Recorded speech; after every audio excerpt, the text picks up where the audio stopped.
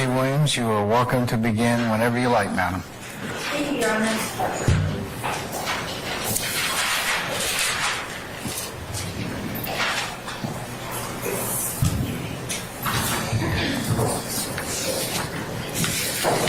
Hope everybody had a good lunch.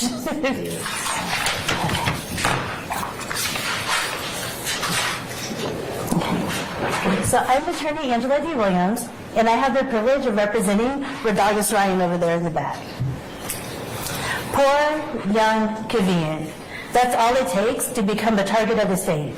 I'm going to break that down for you. Poor. Rodalius was born on a couch. Let that sink in. He was born on a couch. From day one that he was brought into this world, he has been fighting to survive. The hospital was only 5 minutes away. I don't want to throw a school under the bus or anything, but the elementary school and middle school that he went to, 98% of the children there were on free or reduced lunch. What that means is they lived at the national or under the national poverty level. At one point, the Atlanta public school system was under scrutiny. They accused educators of cheating the students. The DA kept going around saying, we got to think of the children, we have to think of the children. These children are victims. The only time the state cares about poor people is when they can exploit them. For the RICO trial for APS, they got a conviction of educators. And they didn't give any of those students any... Our cases. I'll sustain the objection. Okay. Go ahead. And in this case, they're trying to get a teenager for RICO. Young. Growing up on Cleveland Avenue is a very dangerous, destitute place. Rodalius learned early that he needed to adapt. And he did what most teenagers and preteens do. They mimic. I remember when I was younger, growing up on social media, I used to hold up a C symbol all the time because I used to love this group called Cold Rain. It was my favorite group. I used to hashtag everything, cold rain, cold rain, cold rain. After every post, it would be cold rain. It would be rain emojis. Fortunately for me, I didn't grow up poor, so the state didn't care what I was doing. Unlike Rodalius, if I had grown up on Cleveland Avenue with all these rain emojis and C, I would have been accused of being a crook. I would have been a gang member. I stand. They would have said that I was... Oh, that. You can go ahead and continue, madam. Thank you. They would have said my raining emoji fit some murder that happened. Convenient. Rodalius is here because when he was 15 years old, the state told this incredible tale of murder, and when you're young and you don't have the means, it's hard to refute those claims. From the age of 15, Rodalius has been in 3 different prison systems. He's been to juvenile detention because they were holding him for the murder.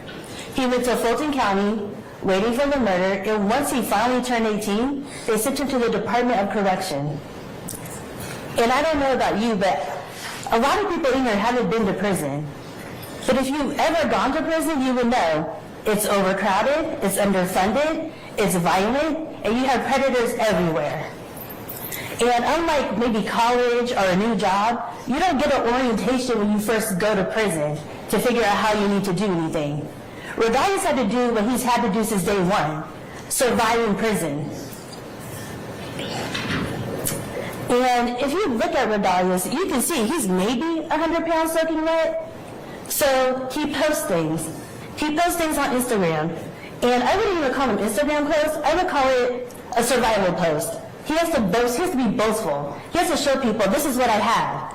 Because he has to protect himself. It's prison.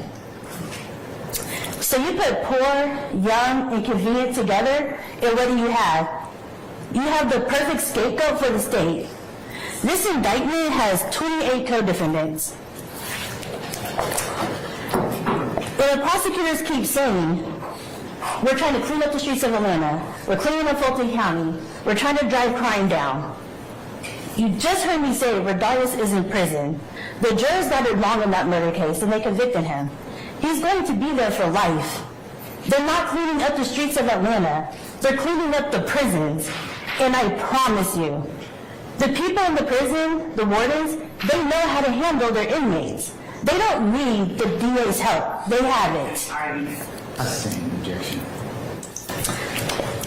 Out of 65 counts in this indictment that you guys have to listen to, Rodalius is only in one count. He's only in RICO, that's it.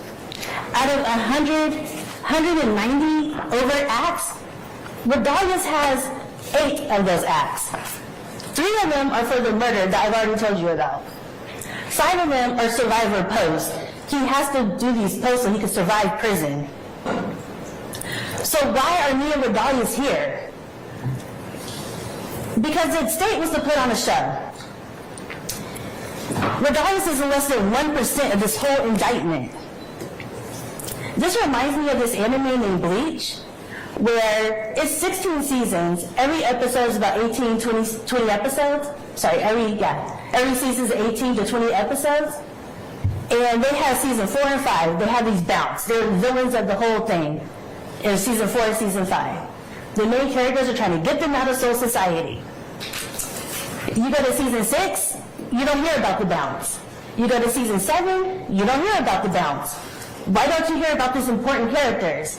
Because they're filler characters. It's a filler season. Me and Rodalius, we're fillers. We're not integral to the story. They just drag him out of prison to jail to make this bigger than it has to be. We're basically distractions. So, as a juror, what can you do to tell the state, we're not going to be distracted. We don't need to listen to filler. You come back at the end of this with a not guilty for Rodalius Ryan. You tell them we do not want to waste our time on fillers. We just want to get to substance.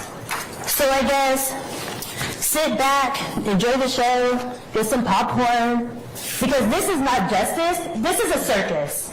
Thank you.